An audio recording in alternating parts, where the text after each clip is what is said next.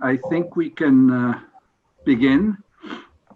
It's just 5 minutes past the hour. I'd like to welcome you all. My name is Ivan Bevoda. I'm a permanent fellow at the Institute for Human Sciences, speaking to you today from Belgrade. And this is the third in our series of colloquia with this year's Europe's Futures Fellows. And it gives me great pleasure today to present to you Alison Smale, who was until very recently Undersecretary General for Communications at the United Nations and in New York. And she is going to speak to us from New York, actually. She was in Vienna last week, and we had a chance to meet and to talk and spend some time at the Institute itself. Alison is a longtime journalist, senior journalist. She started out at United Press International as a correspondent in Bonn, still West Germany. Then she spent 17 years with Associated Press, covering all aspects of European issues. She covered what we call the Yugoslav wars and everything that happened with the fall of the wall. I think she was in Berlin at that moment, and then spent 20 years as a senior correspondent for the New York Times. And as you can maybe guess or have read the title of her presentation, she will be talking and her research this year as a fellow of the Europe's Futures Project will be on the question of media in Central and Eastern Europe, and by the same token, Southeastern Europe. Problems are the same, challenges are the same. So we will now hear the presentation, which will be roughly anywhere between 30 and 40 minutes. And we will then open it up for a discussion.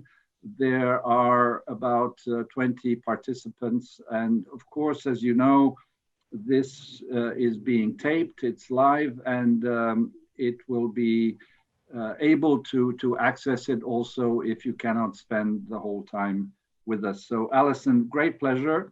And I know it's early in the morning in New York, but you look very lively and ready to give us your presentation.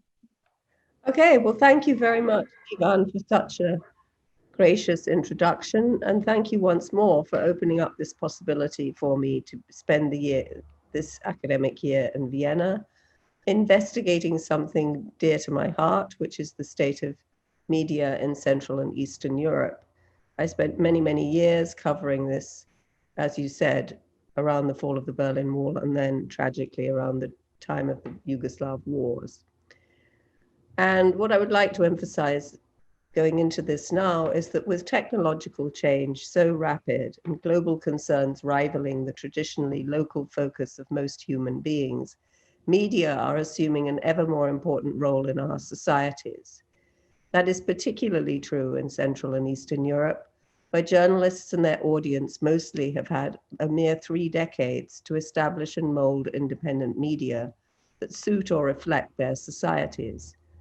Just in the weeks since writing to you, Ivan, on my chosen subject, developments in the former Soviet space, first of all, Belarus, its Baltic and Polish neighbors, and Russia and Germany over Alexei Navalny, have shown their power to surprise most outside observers and thus to influence the world.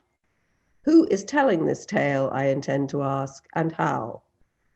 I wrote that to you on September 3rd, and since then we have had more upheaval in the former Soviet space, with fighting in Nagorno-Karabakh, the confusing turmoil in Kyrgyzstan, and Chancellor Angela Merkel once more underscoring the pivotal role of Germany by receiving the Belarus protest leader Svetlana Tikhanovskaya in her office in Berlin.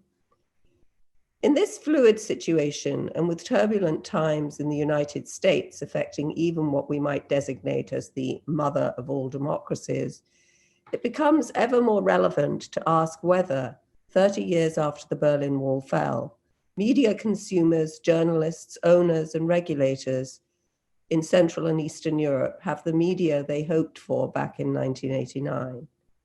Is the news industry of today in the region sufficiently open, probing, and independent to give readers, viewers, and users the news they need and the tools and analysis to assess the impact of events.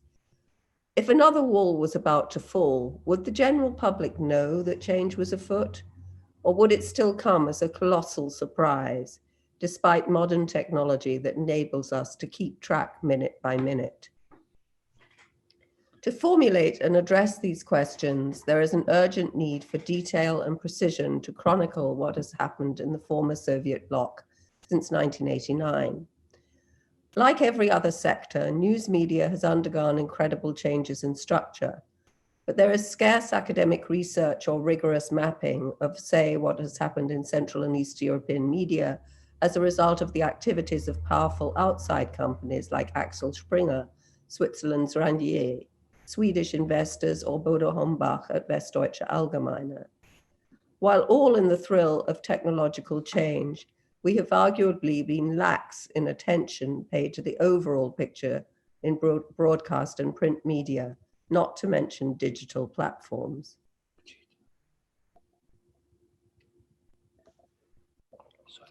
Meanwhile, recent events in Poland and Hungary have demonstrated once more how relatively easy it is for determined governments to pressure media. Since Hungary's Viktor Orbán won a landslide victory in elections in 2010, he has made no secret of his embrace of quote unquote illiberal government. While criticized or even scolded by Western and domestic critics, Mr. Orbán has not suffered financial or other pain. Instead, he mocks. Quote, "We would never resort to silencing those who disagree with us," unquote, he reportedly said recently in Brussels after persuading European leaders to dilute language tying future EU funding for Hungary to meeting rule of law requirements. In Poland, the narrow victory of President Andrzej Duda in the recent elections has bolstered the Law and Justice Party's quest to dominate political discourse and assert its conservative values. The Justice Minister, Zbigniew Ziobro, has indicated Poland may leave the Istanbul Convention, a treaty intended to combat domestic violence in Europe that was ratified by a previous Polish government in 2012. The treaty is contested in several European countries, a symbol of the disunity and discord roiling the continent as it confronts the new autocracy emerging in Europe and around the world. So, what I intend to do is to take a number of points that I think can be useful tools in showing us the role of journalism, and especially of journalistic thinking across the region. As I definitely could observe when I worked at the United Nations after decades in journalism, journalism is not the same as working for international organizations, and it's very important to bring the kind of enterprise that journalists often show to the sometimes more dutiful work that accrues to government and other organizations.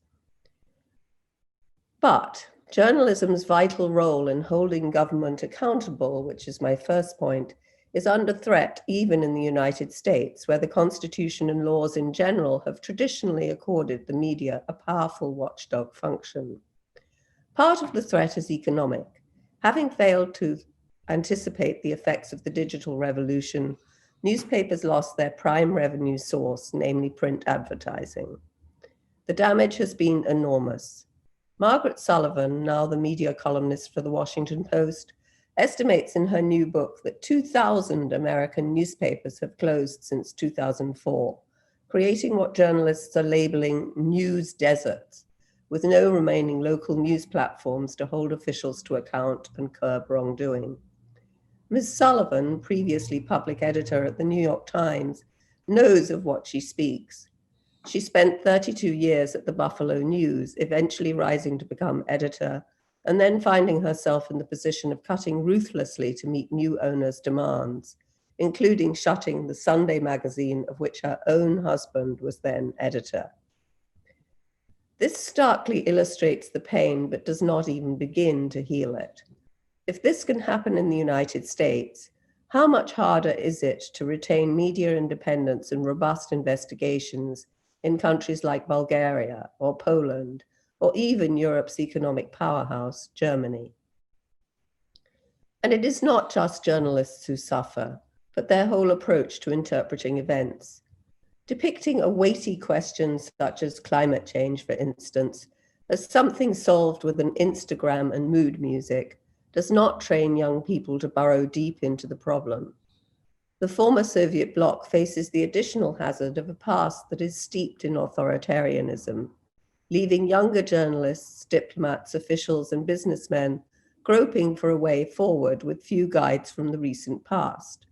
Actually, several of them do a great job, and it is important to bring these examples to the attention of outsiders. Perhaps the Institute could hold a symposium to bolster this kind of good journalism. The second point I'd like to make is that I think this is an important moment for Austria, a country that is often perhaps not taken wholly seriously as a player in international affairs, but is a very important one. Robust journalism has played an important part in Austria's evolution since the Waldheim affair, which came to light in 1985-6 because of journalists and their inquiries. The so-called Ibiza-Gate affair more recently provided another great example of how journalism, possibly mixed with intelligence services, can work together and even topple governments. In both cases, Austrian actors played key roles. Austria is also playing an important part now in the evolution of the European Union. Its membership of the group loosely known as the Frugals can amplify its demands and expectations and enhance the popularity of an institution which brought Austria mostly advantages since it joined in the mid-1990s. Perhaps the Institute, working with Erste Foundation, foundations in Germany, and others yet to be identified, could also draw on its origins and the ideas of founding father Krzysztof Michalski to identify young leaders of Austria and its traditional spheres of influence in the region, to give a voice and ideas to the 16-year-olds and upwards who can vote in Austria and are thus shaping the country's future. Austria, with its world-class capital, Vienna, offers unique lessons in survival. These could be highlighted lightheartedly in the case of waltzes, dirndl, costumes, and Sachertorte, and much more seriously in matters of nuclear policy. Vienna is the headquarters for the International Atomic Energy Agency, energy consumption in general. It is also the headquarters for OPEC, diplomacy, where it is headquarters for the Organization for Security and Cooperation in Europe, and business. Is there a way to pool funding for these different entities and streams and pool also the ambition so that we can achieve more scale? I really would like to focus on that group of really young voters, because it includes not only a new age group, but also increasing ethnic and other diversity. Could be an interesting laboratory for new thinking. The current pandemic has more than amply demonstrated that young people's fluency in new technology and new media can help us overcome obstacles to running our lives. It would be important to get this group really involved and to open up space to ease tensions. For this, Europe must stop behaving as if it does not have a racism problem. There are obvious differences with the United States in this sphere, and the summer of unrest in the United States and elsewhere has shown that. But Europe has for far too long looked away from or only peeked at the racism we see, for instance, in the new neo-Nazism in Germany, in the Islamic extremism amid French youth, or the decades-old discriminations that linger in the UK, the ancient heart of the old British Empire.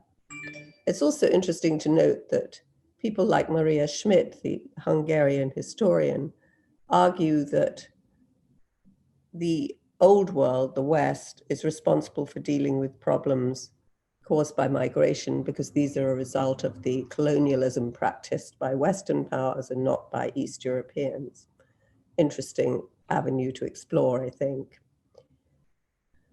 Fourthly, It used to be that journalism posed basic questions as the way into telling a true story. Who did what, when, where, and why? 30 years after the Berlin Wall, technology has advanced to such a degree that the when question almost always answers itself, because our movements and actions are constantly recorded, from the moment we wake up and glom onto Twitter to the late night check of favorite platforms.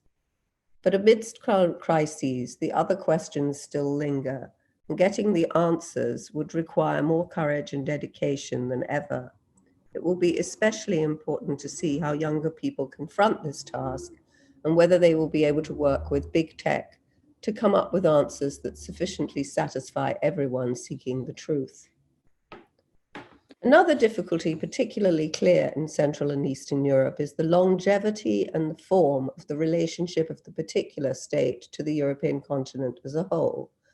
Maria Schmidt, again, the Hungarian historian who oversees the House of Terror exhibit in Budapest, which chronicles in part Hungary's Soviet bloc history, gave a particularly clear picture at a recent democracy forum in Athens, which was gathered to mull the state of democracy around the world. She argued stridently that reaching agreement on financial questions in the European Union and elsewhere is relatively straightforward because, quote, it's only money, unquote. But when it comes to matters like what Ms. Schmidt and many other conservatives call the migration crisis of 2015, it is much harder, she argued. Hungary and other East European states had no role in colonization and thus have no feeling of needing to help those living in former colonies. Quote, this is the task and the matter for Western Europe, she said.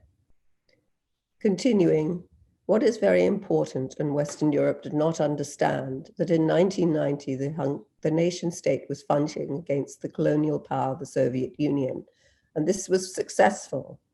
So, she declared, we in Hungary want to keep our nation state and our sovereignty. A compromise or agreement is not possible in such cultural matters.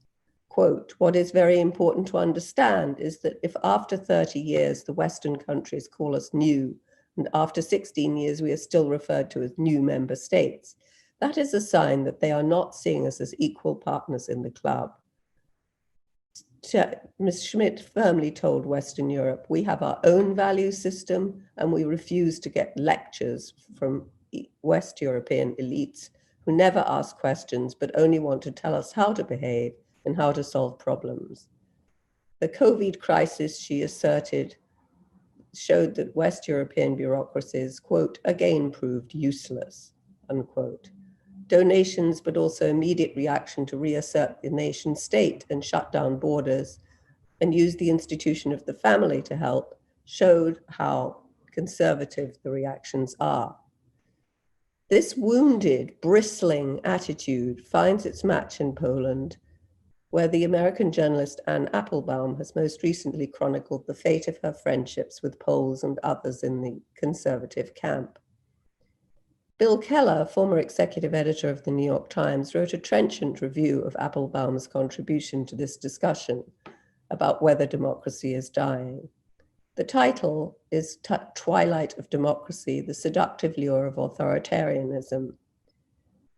And Anne Applebaum, according to Keller, is concerned less with the aspiring autocrats and their compliant mobs than with the mentality of the courtiers who make a tyrant possible. Quote, the writers, intellectuals, pamphleteers, bloggers, spin doctors, producers of television programs and creators of memes who can sell his image to the public. This is how Bill Keller sees this cast of characters that one could broadly call the enablers. Are they just really true believers or just cynical opportunists? Do they believe the lies they tell and the conspiracies they invent, or are they simply greedy for wealth and power? The answers that Ms. Applebaum reaches are frankly equivocal, which in our era of dueling absolutes is commendable, Mr. Keller says, but if sometimes a little bit frustrating. The questions and answers posed are by no means limited to specific parts of Europe, or the world? Where is the head of government these days who does not also marshal a hefty group of enablers? We need the media to try and probe beyond this. The discussion over Brexit in the past 4 years has illustrated very clearly how difficult this is, especially when diplomacy that flourishes best when conducted in some secrecy and confidence is abandoned in favor of a public tug of war that ends up doing little to illuminate. Finally, what we need most for media to function is to act with pluck and not to lose sight of the main goal, preserving democracy and telling the truth. For this, one needs to keep a clear head. The importance of the latter is very clear in the new study of Russian media by Ann K. Cooper for the Shorenstein Institute in Harvard.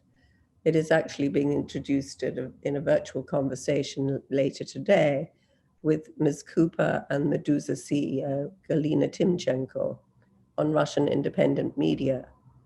I'd like to close my presentation now on this hopeful note that there is, in fact, quite a lot of good journalism going on in Russia, in part because there is scale there. And I think one thing that would be worth exploring during this year is how difficult it is for the countries in Central and Eastern Europe to make their mark because they have potentially only pretty small markets in their own language. And there needs to be some more work done on how we can correct that situation. So thank you so very much for listening. I hope that was clear enough that you can come up with questions that will help guide me, and I'd love to hear any criticism or ideas from you. Thank you. Thank you very much, Alison, for that really in-depth and broad-brush view, highlighting the fact that the challenges that the media face in Central and Eastern Europe are part of a much bigger framework of the media challenges throughout the world. And your examples from the United States, of course, are very telling.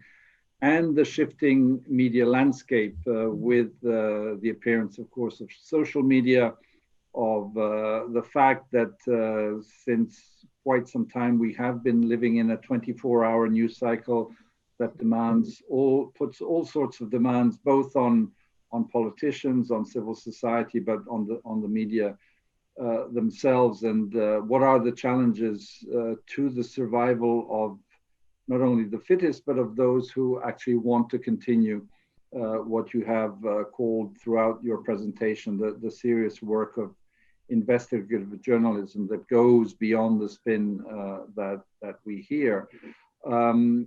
Before I open it up to questions as they come from our participants here, and I think you've portrayed the situation in these countries very well.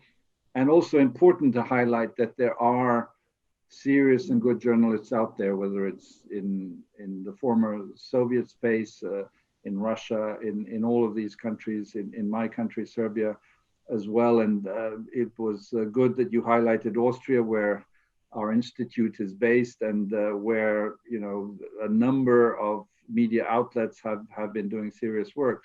One thing that came to mind when you were talking about Poland was this idea that the Law and Justice Party, that's de facto led by Jarosław Kaczynski, has been saying that the media have to come back into national hands, that all these foreign owners, basically, if I can put it crudely, should be bought out or expelled, and Polish media need to be in Polish hands. Obviously, I would say an impossible task. And you mentioned the number of the media ownership houses, Axel Springer, Westdeutsche, Allgemeine, Ringier, etc., that are present in these countries.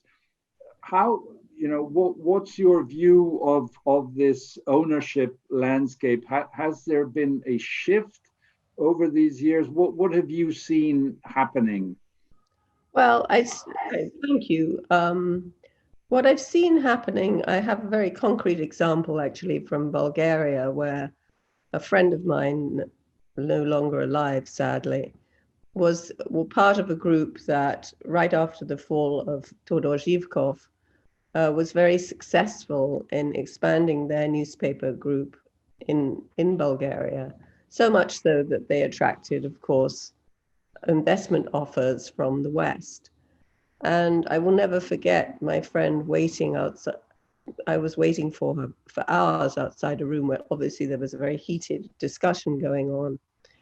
And she was actually the only woman in this handful of co-owners and operators of this group of newspapers who did not want to sell to a foreign investor. But all the guys wanted to be able to go and buy fast cars and have nice suits and do all the things that they saw that their friends in business getting. That's just one example, tiny example of how something that you praise in general, we're all for market economy, right? We all wanted to abandon communism, and so therefore capitalism was the alternative. But in fact, was there time to think through the kind of effect that this would have? And is there a way to make sure that we can regulate media? And we see now that not even in the United States is it possible really to constrain the big four tech companies. Everybody has unregulated social media. I always personally wondered how people were so readily giving up the data of all of their lives to computers.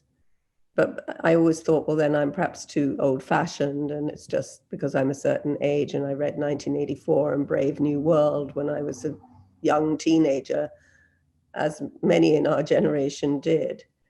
So I don't think I've wandered away from your original question.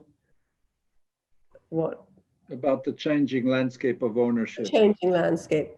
So, I mean, that's one thing that I really want to track, because I think it hasn't been systematically sort of mapped. And I'm not even sure that those who went in, Western investors, and then got out, that they've sort of told their story. You know, and now what we see is quite a lot of concentrated ownership in small language markets, like in the Czech Republic and Slovakia, for instance. And the large Slav federations that existed during communism, the Soviet Union, Yugoslavia, Czechoslovakia, all broke up in the process of communism falling. And that affects media as well. And I think we need to sort of draw that line a little more clearly. I see that there's questions. Am I supposed to address these, or are you? Well, if you have them, you can read them, but I'll read them out for those. Yeah, so we have a first question from our Europe Futures fellow, Srdjan Svijic, that says the following: "It's only money." You said, I think that was quoting. It was quoting Maria Schmidt. Yeah, exactly, Maria Schmidt, and that it was easy to make an agreement in the European Union on money, whereas political, cultural, migration issues, it was very difficult. So Srdjan says it's only money. You said it is from a desire to assure the contracts with public enterprises or private ones dependent on the regime that all Western-owned media in Serbia, for example, but one willfully aligned with the media censorship of the regime. On the other hand, we have unregulated social media that present itself as the only alternative to this censorship, but carries in itself its own problems. Do you see a way out of this deadlock? Is this the only way to win the market battle? Although I must add that in Serbia, we do have 3 weeklies that are independent, even though some of them are owned by Ringier, for example, and one independent daily. Yeah, no, I mean, I think that's a very valid point that Srdjan raises, and that's precisely the question that I would like to try to address. I mean, is there a way to balance these forces or not? Or is perhaps the best we can do to be aware of the magnitude of the problem and take each individual situation as it arises. Okay, and we The have. question I asked, sorry, just to add one more thing. The question I asked at the beginning is, who is delivering which message? And I think it's really interesting to explore, as Serjan points out, is there a different message, or do foreign investors actually just meekly comply with the prevailing atmosphere in whatever country they're operating in? Okay, so Kapka Kasabov, our Europe Futures Fellow, who will be presenting in a few weeks' time, asks you, do you see any significant differences between the current state of media in Central and Eastern European countries, Poland, Hungary, etc., and Balkan countries, Bulgaria, Serbia, Albania, Macedonia? In as far as I see perhaps a difference in the socialization and the history, and you could also draw contrast between which religions predominate. There are differences, but importantly, I think it's the similarities that we should underscore, and especially in this drive to keep telling the truth and keep focusing on the main thing, which is preserving democracy. I think that it's often very easy for these countries to be then split into different groups, where that message loses somewhat its force, because only Bulgaria is saying this, let's say, or Serbia shows a certain characteristic, but not another, and that prevents people from uniting very clearly around an aim of telling the truth and preserving democracy thereby. What we have seen, again, Hungary and what Prime Minister Orban is doing is systematically trying to put his hand on all relevant media, and so independent media outlets, or those that were previously independent, are being brought out by people who are close to him, cronies, whatever we want to call them, and being pushed out. The other is the problem that one has with state-owned media, or those that should be a public service, like the BBC, of course, that we all quote as the original example of a publicly owned media outlet. And the problem is that these so-called state-owned reach a broader public, and that, for example, in rural areas or smaller towns, not everyone has access to cable news operators who are more critical. In Serbia, for example, we have a CNN franchise called N1 that is on cable but is not visible in a large part, and people proverbially depend on the 7:30 or 8 o'clock state-run TV news. That seems to be still a problem in some countries, although not in all of them. Yeah, I think it was one of the most successful tactics of the communist regimes was to have this kind of leading broadcast on television after the era of radio had, gave way to television.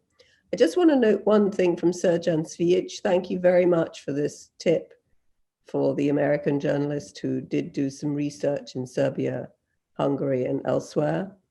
And I'll be grateful for all such tips, because I really do feel as if there isn't a kind of well-known foundation to build on.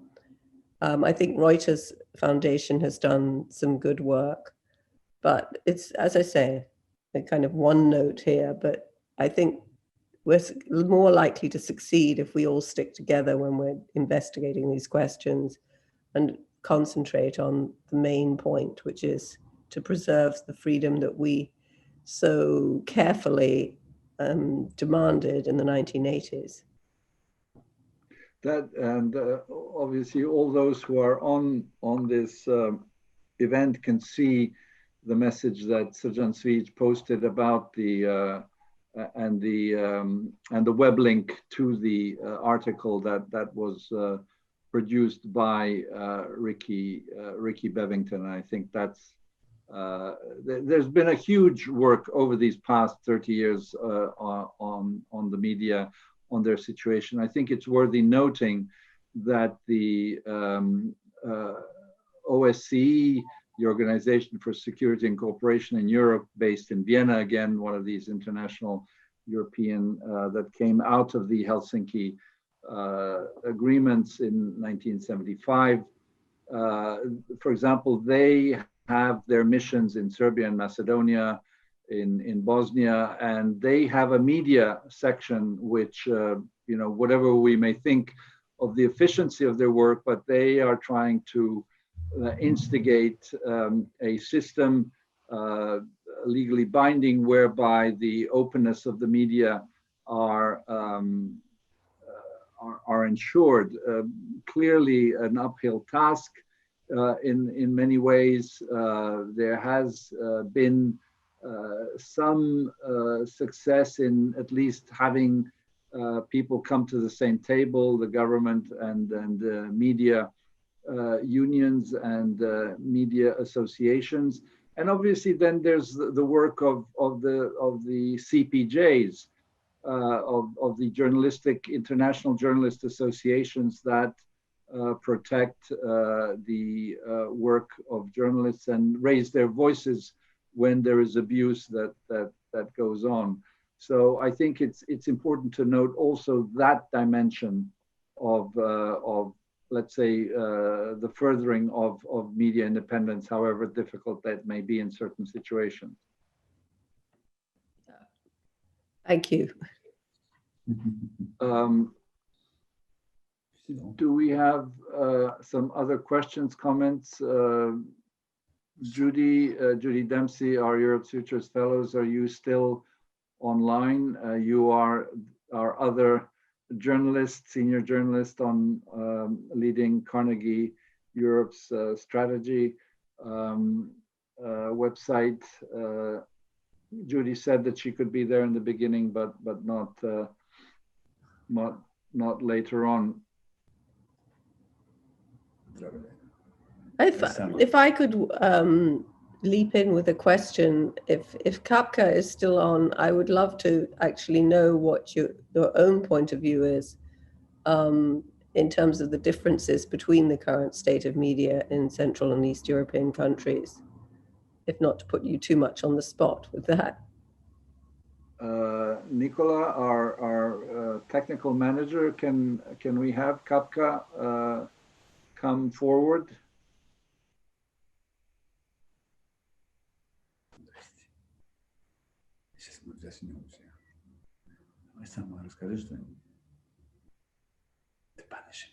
Nicola?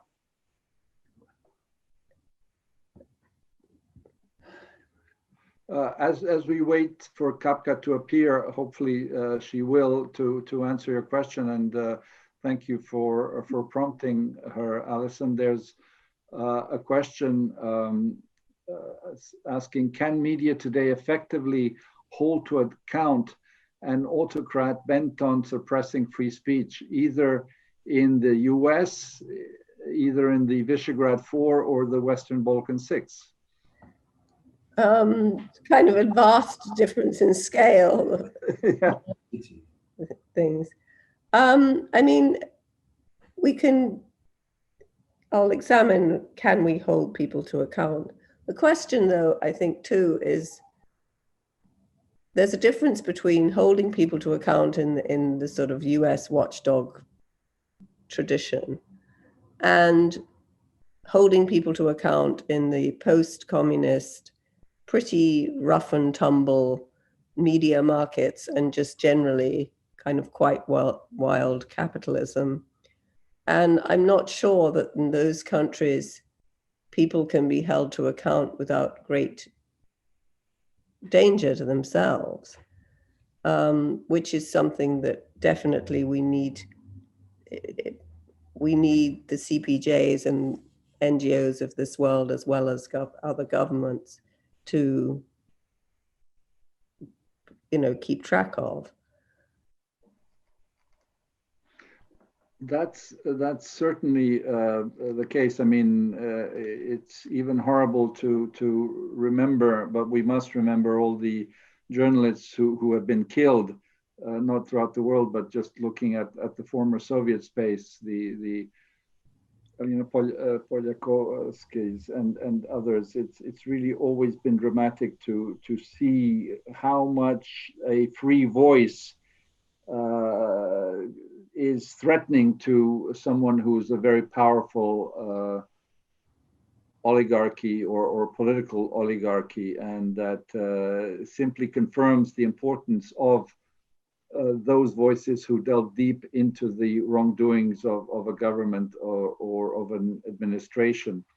Um, a question that looks at the United States, where you have been, um, is the fact that media that's serious needs to report on the words of a president, in fact, who has an authoritarian bent. Are they, in fact, helping promote that authoritarianism, or is it just professionalism that you have to report every word that person says? Is it a kind of free advertising platform? I think that was a debate that many had in the US after the election of Donald Trump.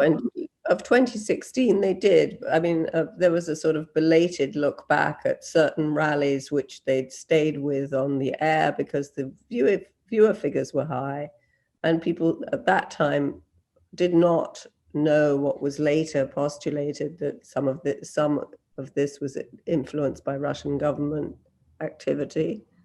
And you also get in the United States a very broad spectrum of opinion. So, and then also, I mean, just having come back to the pile of New York Times that accumulated, we're still so old-fashioned that we get the actual print edition. And this is, it's this stack of paper. It's like reading 3 books to have kind of 12 days worth of to plow through.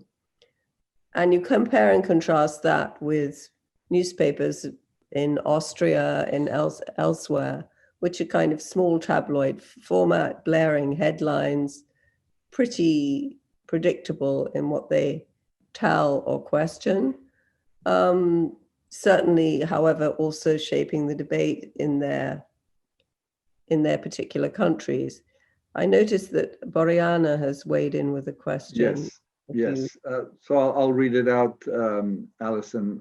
Boriana says, nearly 31 years after the collapse of communism, Eastern Europe has been struggling to build strong and independent media. In the recent years, there is a decline in civil societies or simply citizens' trust in media in the region. Could we restore people's trust in the press?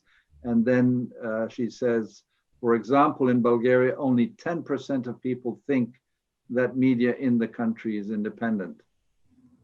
Which one might actually argue, well, bravo for Bulgarians. They've sensed that it is not perhaps so independent.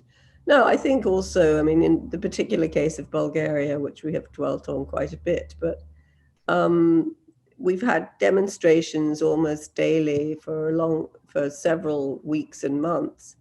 And it doesn't really seem to be getting anywhere. The fact that the demonstrations exist and that problems are discussed is great, but it's not clear what purpose is served in the sort of overall quest to preserve democracy.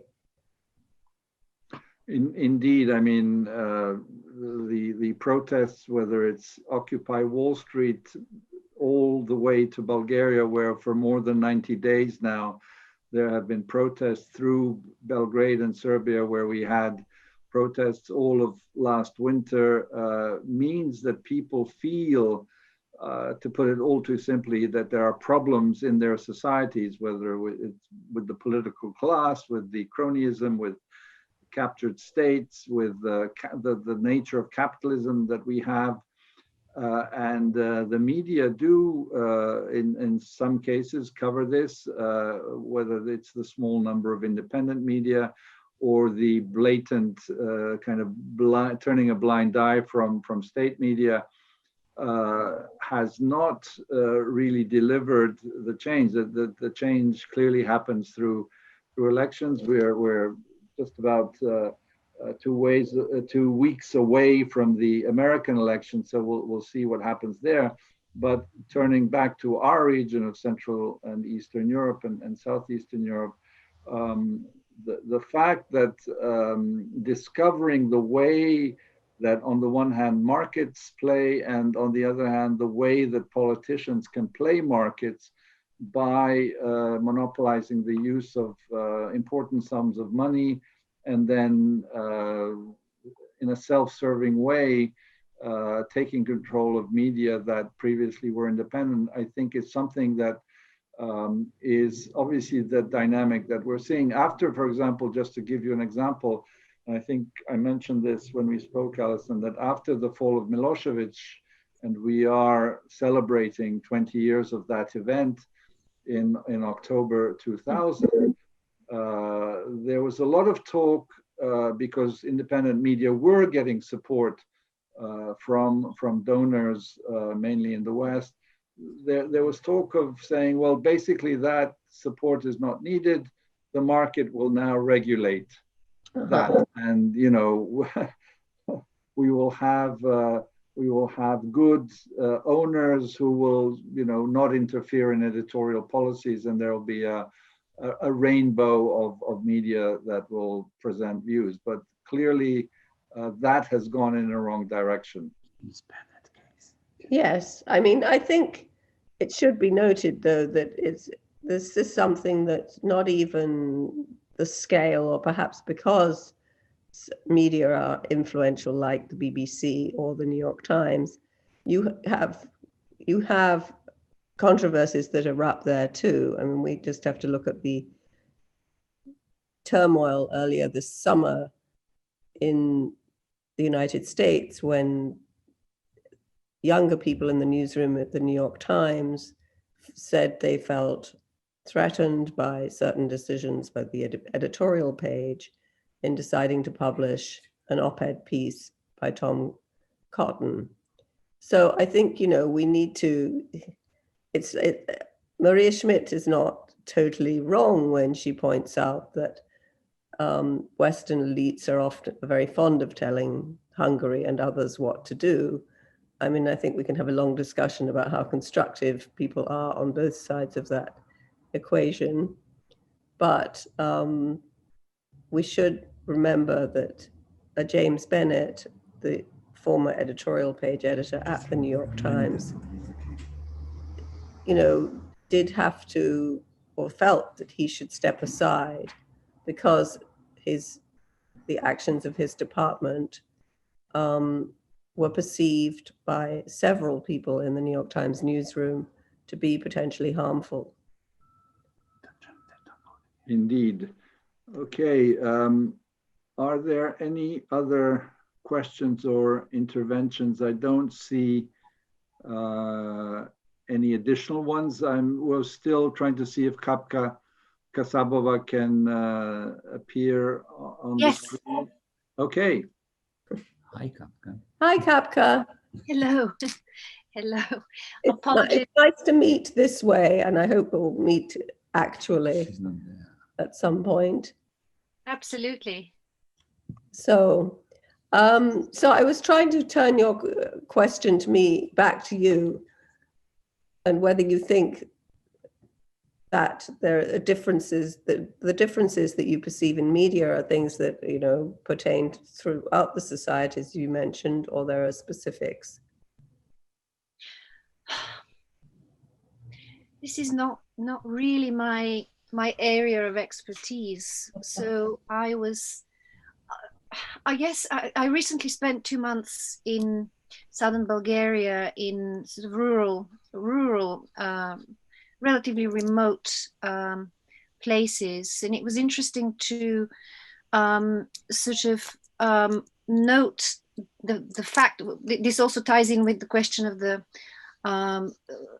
protests. The protests in Bulgaria that you mentioned, what purpose do they serve? And the question that was raised in those communities where I was who is at the protest and who isn't at the protests. This is also tied in with, you know, how the protests are reflected in the media.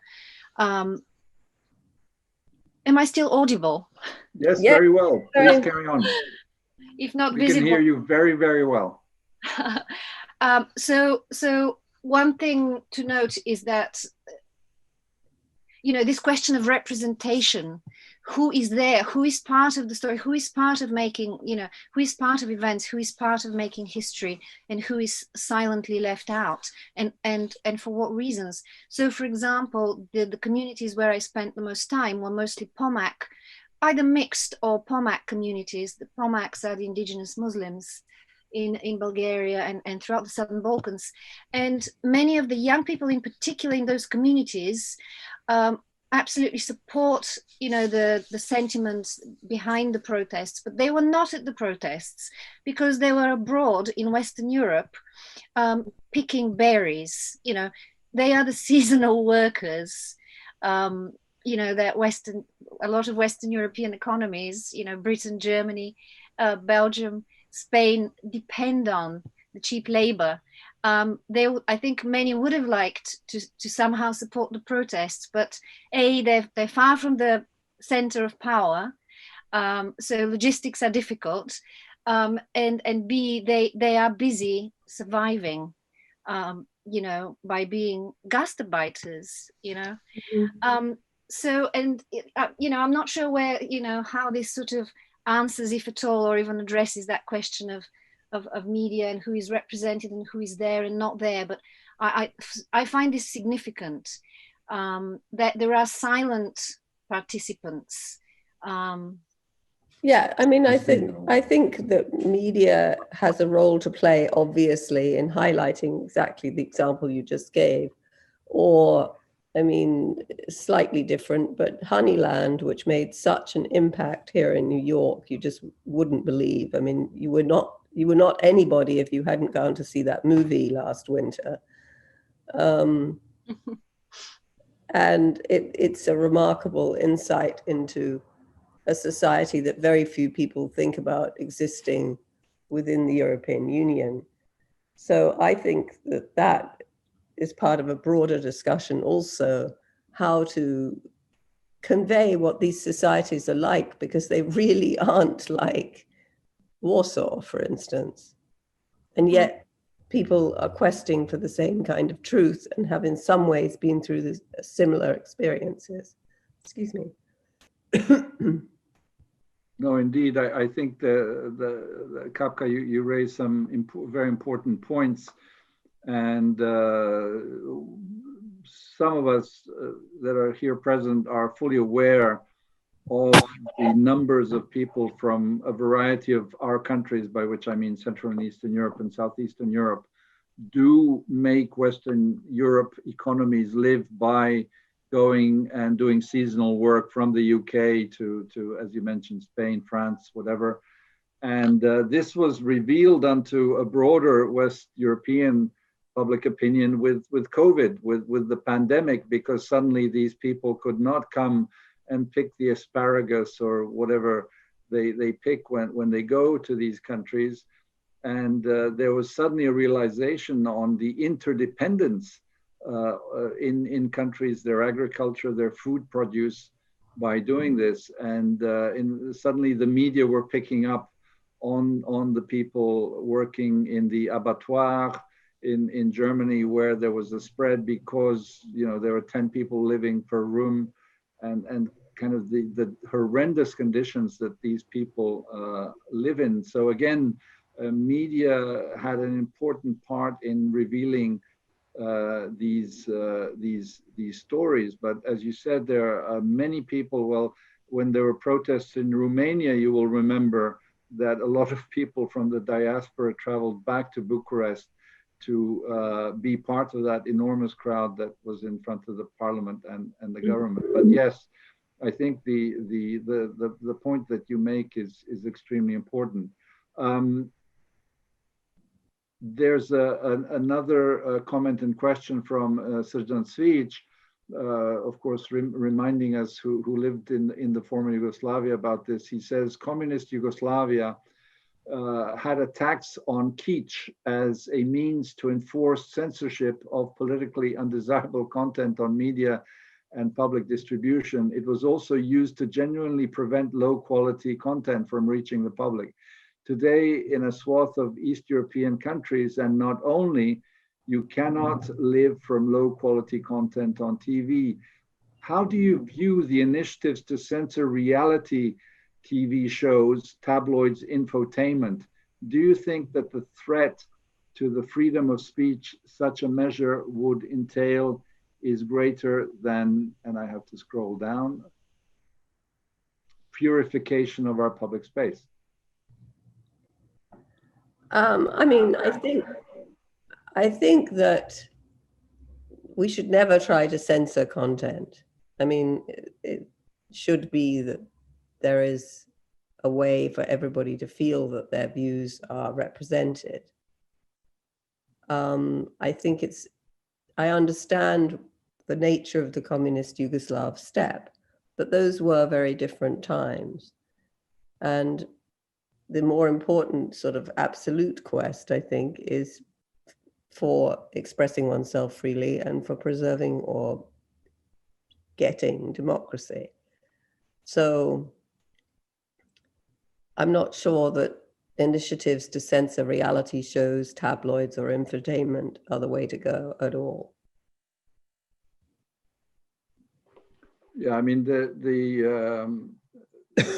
thing that Srdjan is alluding to, there was a petition here from a number of public figures and sort of civil society to at least curtail the hours in which reality shows are shown, because there are lots of unseemly things that go on in these kind of Big Brother, quote unquote, type shows. And so there was, and actually the regulatory body apparently accepted that they be broadcast from 10 in the evening or something, so the children coming from school could not switch on and watch the kind of language and, you know, various innuendos that happen in them. But now they just stay up beyond 10 o'clock to peek at what their parents were trying to forbid. Yeah, and obviously then there's the issue of social media, where there's a lot of uncensored stuff, and you know, begs much broader questions on the way children have or do not have access, and you know what parents do about that.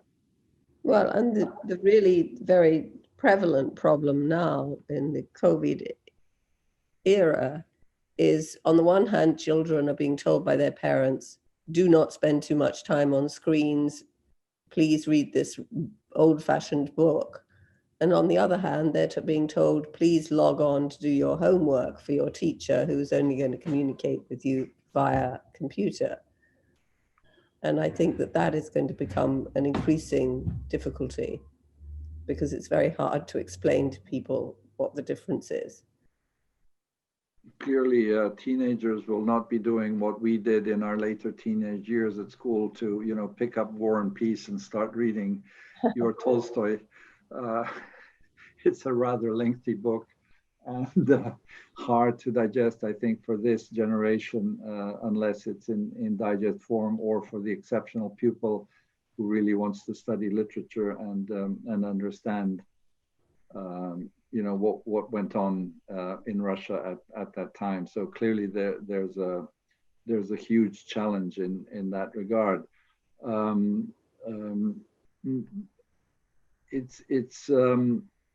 I think it's as you so eloquently put it, Alison, there's a really shifting overall media landscape, and your example of the Buffalo news and the colleague that had to deal with these issues is simply a microcosm, I think, of what's going in different directions. But on the tabloid issue, and I think you know, Srdjan was also alluding to that, and what we're seeing, there's a direct use of tabloid media for political purposes. It's clearly used to make money. I mean, you know, we've seen the Murdoch empire over all these decades and what has been done to make money. But on the other hand, and clearly, you know, we know of Murdoch's role in the Irish referendum on the European Union. I mean, that's pretty well documented, how they played against the European Union. And in this country, you know, there's a question of, you know, is the government steering or attempting to steer the public opinion in a wrong way, as there are challenges that are to be met on the path to European Union, and, for example, solving the issue of between Serbia and Kosovo. So, you know, there's an interplay of so many levels, from making money to kind of stark political questions in terms of that kind of media. If nobody else is weighing in, I just would add, yeah, I mean, that's definitely the sort of stimulus that made me decide to take on this field. The difficulty clearly is limiting it, because you can't hope to investigate the whole thing, even with several months available. I mean, clearly you follow the UK situation. I mean, on this particular subject, how would you gauge not just the overall role of media, but in particular the tabloids in the lead up, for example, to the referendum, or everything that's happening now? Well, I mean, I think Brexit has, the whole debate, which has been going on for like more than 4 years now, has definitely opened a way for tabloidization of problems to be increased. There's no question. And because political careers are at stake, we've had the emergence of a number of new players. I mean, 10 years ago, would anybody have taken Nigel Farage as seriously as he ended up being taken, because he commanded a certain sector of society's opinions, and he was able to mold that to media, for instance, or people were against, and then that was perceived as somehow sort of unfair to a body of opinion that prevailed in the end in the British referendum. So as I tried to show my original remarks here, I do think Brexit actually is an incredibly good example of how spin doctorism has really had a part to play in the political process, and has it influenced the way very educated and experienced people now talk about certain issues. Obviously, an election drives certain debates to their essence. But what we saw in the December election in the UK was a debate that was reduced to a 4-word slogan, and Boris Johnson very skillfully deployed it at the right moment, and that convinced people to vote as they did. Here we are, not even 1 year later, and his standing is much less popular. It's not quite clear whether any vote would come out the same way, but we can't keep on voting in elections. We've got to also have a government and act. So there is a danger, I think, in all of this, that one gets awfully tangled up in the process and loses sight again, to be boring, of the main goal, which is, what is the truth here and what are we doing to our democracy? Absolutely.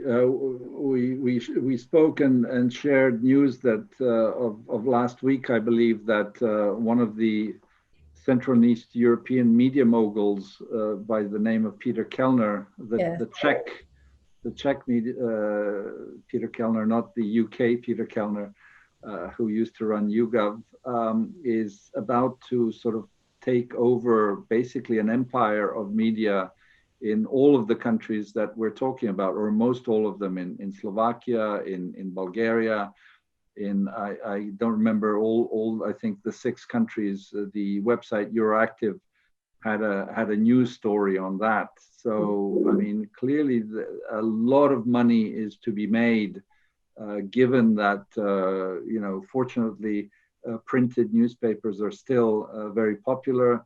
As the great German philosopher Hegel called it, reading your newspaper is the daily prayer of the modern person.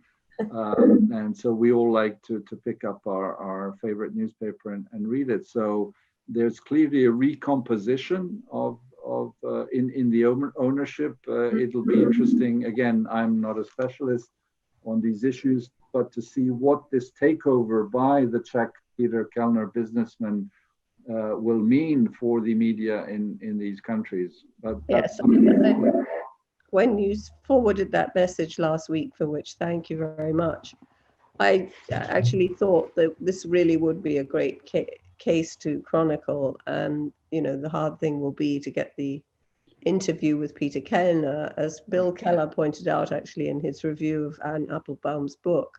One of the things that was difficult, obviously, was that she talked of many people who she was once friendly with, but none of them agreed to talk to her for her book, which is, it shows you the depth of the rift.